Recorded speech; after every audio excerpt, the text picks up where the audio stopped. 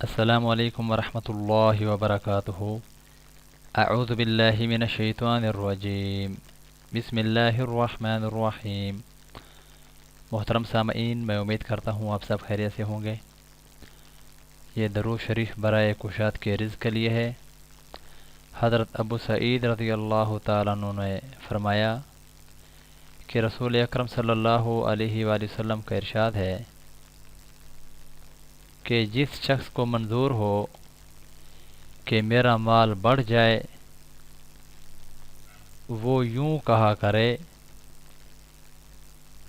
اللہم صلی علی اللہم صلی علی محمد عبدک محمد عبدک ورسولک ورسولک وصل علی المؤمنین وصل علی المؤمنین والمؤمنات والمسلمین والمسلمات والمسلمین والمسلمات۔ طبرانی شریف کے اندر یہ موجود ہے۔